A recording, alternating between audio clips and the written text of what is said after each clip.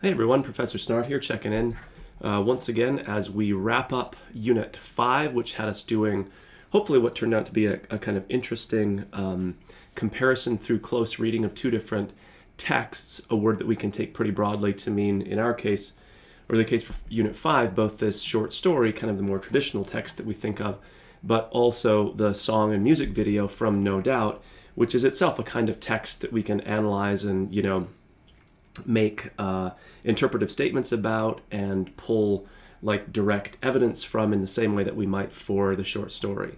So that assignment had us again sort of close reading both of those texts and bringing that close reading together into a paragraph where we're comparing the similarities, not just really broadly in terms of like theme, especially really generic theme between those two works, but really trying to find pieces of evidence or much more specific kinds of connections, whether it's the use of that phrase just a girl that happens in both the short story and really obviously in the song, literally the song title. Also, you'll see when you watch the video how setting works in the video, and that's really clearly used in the story as well, all connected to ideas of gender and gender equality or inequality. So we wrap up Unit 5 then, as I'm recording this on September the 8th, and then we turn around to put the last piece of the puzzle into place before our first essay assignment. So Unit 6 is actually, truthfully, one of the easiest that we do. It's not due till Monday, but it really will not take you that long to complete. That being said, though, it's one of the most important in terms of our focus here in English 1102, which is sometimes called the research course. So anything having to do with research, whether it's like putting together a works cited page, integrating quotation and citing it correctly in your essay, and then of course working with sources, both primary, like a short story, but also secondary, which is what we're looking at in Unit 6. Any of that stuff takes on kind of heightened importance. So the thing that you need to be aware of then is that there's the glass half empty and glass half full version of this. Glass half empty is that this aspect of the course again has a really significant impact on your grade. So it's really important that we get this stuff right, even though it might seem kind of like when you sit down to write an essay, what really matters is the idea that you're putting forward and that kind of content, which is true, that's obviously important, but equally, and in some ways if not more important, again for our purposes in 1102, is that we get the research component correct. So there's a lot riding on it. And you can sort of flip that though, because as we'll see in Unit 6, there's very little guesswork when it comes to sources in the way that we're going to use them for our class and for the essays that we do in our course here. So again, the expectations are pretty clear. It's pretty clear whether you've done things correctly or incorrectly. When it comes to things like MLA citation, a lot of it, as you'll see in our class area here through the menu, course menu, is that you're just following examples and models for putting a work cited together, citing things within the text of your essay. So you're not hoping that you get things right because there's a lot of points riding on it. You're just following existing models and examples, which is kind of the good news. So the bar is set pretty low in terms of your ability to do it well, and that contributes in a really positive way to your grade. Again, you start getting those things wrong, and it's sort of black and white. It's not like there's multiple ways of doing this kind of stuff. There's kind of just the right way and then not. That begins to have a really significant negative impact on your grade. Again, more so than in almost any other context because we're in the research course, English 1102. Okay, so that's the generic stuff to be keeping in mind when it comes to the research part. But let's look specifically then at Unit 6. All right, there's a quick little midterm survey to do. Again, it's like a course evaluation, if you want to call it that. It's ungraded and anonymous, but if you just take a second to do it, I like to get a little feedback about especially things that are working or that you appreciate in the course, just to sort of check in, make sure things are going okay. So that shouldn't take up too much of your time. And again, we are at about midway point. I know it sometimes doesn't feel like it because we're like right in the middle of everything and you're sort of caught up in the day-to-day. But long term, yeah, we're getting through it, right? That's the nature of the 8-week format. Okay, So we have a few more short stories to read from our textbook. Some of these are relatively short, so it may look like a lot, but it's really not overall. And obviously these stories and the ones that we've been reading previously will form that sort of pool that we can pull from for choices for writing both our first essay, but also potentially our second essay. So we read these with that, again, that longer view in mind. Okay, and then they will feed directly into the discussion board assignment for this unit, which, like I said, there's a lot of text explaining what we're doing, but it's actually a very straightforward kind of assignment. So here we're focused on secondary sources. They're sometimes called like a critical source, but that doesn't mean they're negative. But they're a commentary about a primary source, which would be like any one of these stories that are assigned up here. So your job for this discussion board is to create a post in which you take one of these short stories and then find a secondary source for it. We're going to use two criteria that we care about for our course. And again, there's no real like guesswork here. You're either getting this right, which tells me that you've watched this video, you've done the assignment, you kind of understand and can apply, or you get it wrong, which tells me you haven't done that stuff and your grade reflects that. So obviously we want to get it right here for the discussion board, but it's all prep for where those big points come in for the first and then of course for the final essay. All right, so our two criteria, and this is all explained in the discussion board, so I'm just reiterating what's right in front of you here.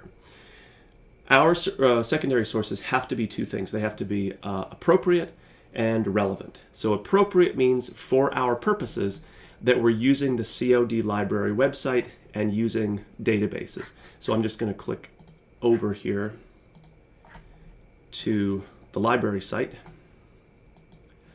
It's a bit of our home base for us. So we're going to find in the databases tab all of the databases that COD pays for and subscribes to. Obviously, they go way beyond just like literature or even English. So you can find stuff in the health field, sciences, across the map.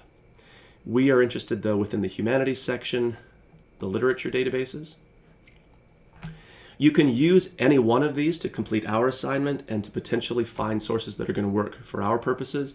But the ones that I'm suggesting tend to provide good results, both the kind that we need, but also like a scope that's manageable, so you're not getting 30 or 40 page really heavy jargon academic essays. These are essays or articles that are really prepared for students writing the kinds of essays that we're writing for our class. So I like the Literature Resource Center. The one above it, Literature Criticism Online, tends to be pretty good. And then this McGill on Literature Plus. Again, you can try using any of them. You're not limited to these, but from our longer list here, these are three that tend to provide pretty good results for the most part. Okay, so for our purposes then, appropriate means the material you're finding is from a database. Again, it's not that stuff on the web is always bad or that Wikipedia is an untrustworthy source just by its very nature. It's not.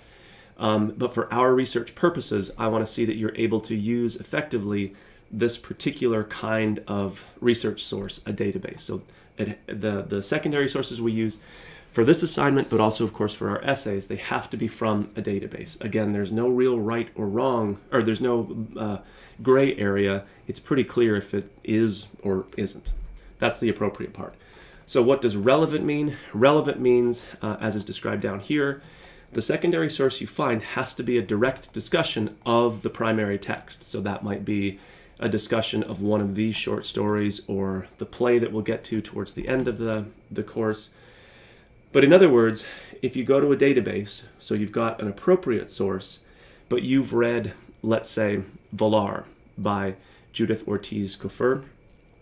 So you've read that story, and it's kind of about this multicultural situation. So you go to the databases, so you've got an appropriate source, and you find something in one of those, let's say, social science databases about multiculturalism. So you got the appropriate part, but it's not relevant because it's not a direct discussion of that primary text. So when we use secondary sources in our essays, we're sort of creating this conversation about the primary text that includes both our voice, our analysis, but also those secondary voices that need to be having the same discussion, not just some kind of vaguely related thing, but actual direct discussions of those primary texts. So it's really, really important, but also pretty clear and pretty easy, I would hope, to make sure that your sources are always appropriate from a database and relevant, direct discussions of one of the primary texts that you're talking about. So your job here is, again, just to choose one of the primary texts that we've read so far, and then find a source that is both relevant and appropriate about it. And then your post is going to include, obviously, what the title of the source is, the database that it came from, name of the author who wrote the source or wrote the article. Sometimes what you'll find is articles that were originally published in a journal or a book series or something like that. We need to know that information. You're going to provide a basic summary of the article. So just kind of not your opinion of it, but just kind of like what it covers. And then the most important part, I think, in addition to getting the factual stuff laid out for us, is to try to identify at least one thing about the primary text that the secondary source is discussing that it points out to you that you maybe hadn't noticed before. Like, how does the research actually help you understand that primary text more effectively, or it introduces you to ideas or things that were going on that you didn't really notice the first time. Okay, so we're going to have a reply piece here. Obviously, your reply can comment on, is the source appropriate? Is it relevant? Does it have all this basic information? That's pretty easy to do. But then what I'd like you to do is sort of comment on this second part about what the person maybe learned, and especially if it's a story that you also read, so you can kind of maybe look for a post that deals with your same story. Is it the same source? Did you derive the same kind of new information? Is it a different source that also, or that points out something to you as well about that story? So really it's in this more kind of like, what did I learn part of the discussion board that you really be able to comment or reply at length, as opposed to this more sort of factual, is it right or is it wrong sort of a thing. So really a pretty straightforward deal here. You'll remember that in Unit 5, we made sure everyone had a library card. If you're doing this assignment from off campus, you'll need that to access the databases, because you can't get right to them, because again, they're a paid subscription that the college and that your tuition sort of feeds into. So they need to make sure that you're in fact a student so that you can access that material. If you're off campus, if you're on campus, the computer brain somehow, or the internet brain, knows like where the computer is and that it's that it's okay, that it's a COD computer. Okay, so that's a lot of talking about a pretty simple idea, but again, it really, really plays a huge important part in our course, just because it's part of that kind of larger research package. And the other thing that I will then point you back to, I think we maybe covered this before, is just some basics about in-text citation. So again, if you're quoting right from a text within your essay or your discussion board post or whatever, there's some examples of how those citations might look, the parenthetical citation. Sometimes, as in a database, we're not going to have page numbers, right? So this example number 3 is going to be useful for a lot of people. As long as we use that author name, right, we're okay as far as the parenthetical part goes. We could also do it this way. So this example 3 is really important, sort of 2 variations. We could include, if you like, just having something in the parentheses just for consistency's sake. If we don't have page numbers, you can always just do it by author. Again, this is like a right or wrong kind of thing. So if you're getting this all messed up in this assignment and of course in essays, it's really showing me that you haven't taken the time to even watch this video, let alone use the resources that are built right into the course and that I'm kind of pointing you pretty directly to.